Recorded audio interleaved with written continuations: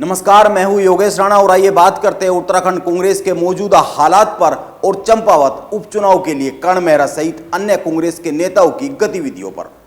कर्ण मेहरा के कांग्रेस उत्तराखंड के अध्यक्ष नियुक्त होने पर और चंपावत उपचुनाव की घोषणा होने के बाद उत्तराखंड में कांग्रेस एक्टिव दिख रही है।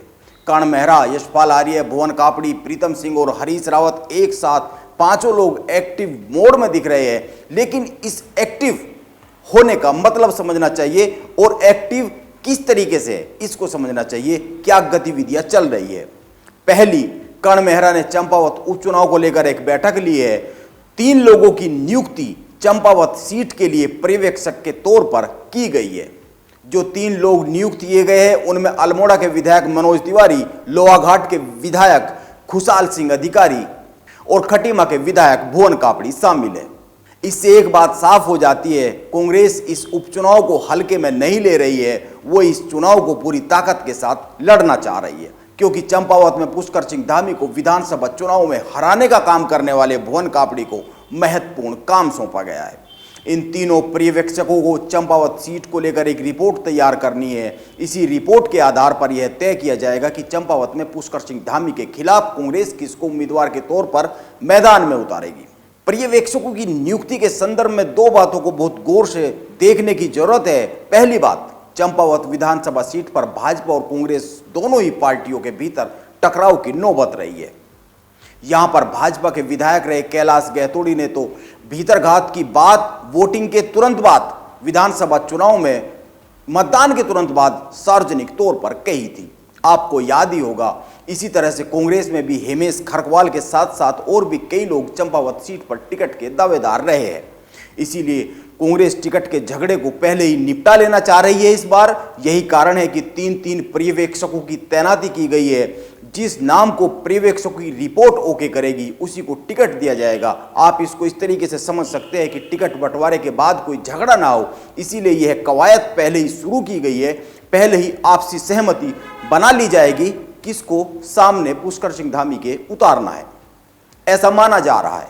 और दूसरी बात, यहां पर भुवन कापड़ी को जिम्मेदारी सौंपे जाने को इस तरीके से भी समझा जा सकता है कि चंपावत सीट का बड़ा हिस्सा खटीमा सीट से सटा हुआ है और कहा जाता रहा है कि इसका लाभ पुष्कर सिंह धामी को मिलेगा। इसी तरीके से यह भी मानना चाहिए कि इसका लाभ भुवन कापड़ी को भी मिल सकता है। इसी तरह से यह माना जाना चाहिए कि जिस हिस्से पर पुष्कर सिंह धामी का प्रभाव है, खटीमा से चुनाव लड़ने के कारण चंपावत सीट के उस हिस्से पर भुवन कापड़ी का भी प्रभाव होगा, खटीमा सीट से चुनाव लड़ते रहने के कारण। यह माना जाना चाहिए। और फिर एक बात और ध्यान में रखनी चाहिए, भाजपा ने चंपावत सीट के लिए जो चुनाव संचालन समिति की घोषणा की है उसमें कैलाश शर्मा को चुनाव प्रभारी नियुक्त किया गया है। कांग्रेस ने भी इसके जवाब में अल्मोड़ा के विधायक मनोज तिवारी को पर्यवेक्षक के तौर पर नियुक्त किया है। यह एक बात है और जिस पर गौर किया जाना चाहिए। इसीलिए कांग्रेस चंपावत के मैच को कतई फ्रेंडली खेलने के मूड में नहीं है। यह साफ साफ संकेत है। अब बात को और आगे बढ़ाए तो इस समय कांग्रेस में 3 तस्वीरें साफ साफ उभर कर सामने आ रही है। एक, प्रीतम सिंह अचानक से एक्टिव हुए और उन्होंने कर्ण मेहरा की मौजूदगी में एक प्रेस कॉन्फ्रेंस की, जिसका एक टुकड़ा प्रीतम सिंह ने अपने सोशल मीडिया अकाउंट पर भी शेयर किया है। इसमें जब पत्रकार यह सवाल करते हैं प्रीतम सिंह से कि प्रीतम जी, कहीं ऐसा तो नहीं कि आपकी पार्टी के लोग ही आपके खिलाफ षड्यंत्र रच रहे हैं। इस सवाल के जवाब में प्रीतम सिंह ने एक जवाब दिया जिसके कई सारे निहितार्थ निकाले जा सकते हैं।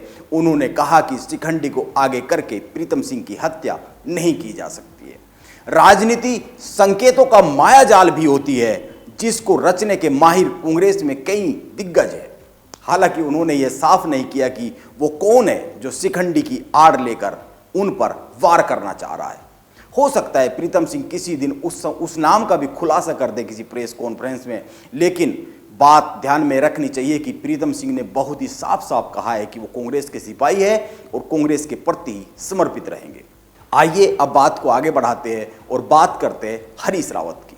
हरीश रावत ने पिछले 24 घंटे में 2 महत्वपूर्ण बात की है। इनको समझना बहुत जरूरी है। पहली बात, उत्तराखंड के अस्पतालों से हटाए गए कर्मचारियों ने कल मुख्यमंत्री आवास की ओर प्रदर्शन किया, लेकिन इनको रास्ते में ही पुलिस ने रोक लिया। प्रदर्शनकारियों और पुलिस में टकराव की नौबत आई तो कई प्रदर्शनकारियों को कोरोनेशन अस्पताल में भर्ती करने की नौबत आ गई। इसके बाद वहां पर हरीश रावत भर्ती प्रदर्शनकारियों से मिलने पहुंचे। ध्यान में रखना चाहिए कि ये प्रदर्शनकारी वो लोग हैं जिनको कोविड के दौरान अस्पतालों में रखा गया था, लेकिन इनको अब सेवा विस्तार नहीं दिया जा रहा है, जिसके खिलाफ ये लोग देहरादून में लंबे समय से धरने पर बैठे हुए हैं। इनको आश्वासन भी दिए गए हैं। कोरोनेशन हॉस्पिटल से हरीश रावत ने एक वीडियो संदेश जारी किया, जिसमें उन्होंने कहा कि कोरोनेशन अस्पताल में भर्ती 2 लड़कियों की तबीयत ज़्यादा ठीक नहीं है, उनको ज़्यादा चोट लगी है। उन्होंने पुलिस की कार्रवाई को बर्बरतापूर्ण कार्रवाई बताया है, जिसकी उन्होंने निंदा की है। पुलिस की इस बर्बरतापूर्ण कार्रवाई के खिलाफ धूप में 1 घंटे का मौन उपवास रखकर उन्होंने प्रायश्चित भी किया है। उन्होंने प्रदर्शनकारियों पर पुलिस या कार्रवाई की निंदा की है। यह एक बात है। अब हरीश रावत की दूसरी अगर बात करें हम, तो हरीश रावत ने देहरादून नगर निगम की कांग्रेस पार्षद मीना बिष्ट के व्यवहार पर माफी मांगी है। वह यूं कि देहरादून नगर निगम बोर्ड की बैठक के दौरान कांग्रेस की पार्षद मीना बिष्ट ने शहीद राज्य आंदोलनकारी राजेश रावत जी को लेकर कुछ आपत्तिजनक शब्दों का इस्तेमाल किया। हरीश रावत ने सोशल मीडिया पर लिखा है, मैं कांग्रेस पार्षद के आचरण के लिए सारे राज्य के लोगों और राज्य आंदोलनकारियों से क्षमा मांगता हूं और 27 अप्रैल को अमर शहीद राजेश रावत जी की मूर्ति पर जाकर उनसे भी क्षमा याचना करूंगा। कांग्रेस अपने पार्षद के इस आचरण से अत्यधिक दुखी और लज्जित है। ये हरीश रावत ने सोशल मीडिया पर लिखा है। इस समय प्रदेश में उपचुनाव को लेकर माहौल बन रहा है। ऐसे में कांग्रेस के खिलाफ कोई माहौल ना बन जाए, इसे रोकने के लिए हरीश रावत हरदम कोशिश करते हुए दिख रहे हैं। कांग्रेस पार्षद के आपत्तिजनक शब्दों की उनकी इस प्रतिक्रिया को इसी दिशा में उठाया गया कदम समझा जा रहा है। वैसे भी हरीश रावत गलत को गलत और अच्छे को अच्छा कई बार सोशल मीडिया पर कहते रहते हैं, लेकिन यह हमेशा ध्यान में रखना चाहिए कि कई बार अच्छे को अच्छा और बुरे को बुरा बोलने में भी वो टाइमिंग का ध्यान रखते हैं और राजनीति में टाइमिंग बहुत मायने रखती है। हरीश रावत की हालिया सोशल मीडिया पोस्ट से भी ध्वनि आ रही है कि कांग्रेस इस उपचुनाव को बहुत संजीदगी से ले रही है। वैसे भी यह कोई साधारण उपचुनाव नहीं है।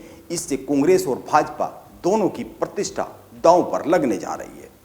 इसीलिए मेरा मानना है कि पिछले 3-4 दिन में कांग्रेस ने जिस तरह से काम करना शुरू किया है, जिस तरह की एक्टिविटी दिखा रही है, वह एक अच्छे विपक्ष की ओर जाती हुई उत्तराखंड कांग्रेस की ओर इशारा है।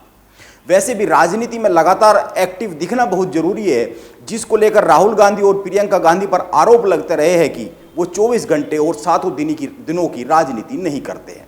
इसीलिए कांग्रेस की यह हालत हो गई है। लेकिन उत्तराखंड में अगर कर्ण मेहरा और उनकी टीम 24 घंटे और 7 दिनों की राजनीति करेंगे, 7 दिन एक्टिव रहेंगे, तो ये संदेश जनता तक पहुंचने में कामयाब होगा कि कांग्रेस एक अच्छा विपक्ष बनती हुई दिख रही है। ऐसा माना जाना चाहिए। नमस्कार, आप बने रहे मेरे साथ।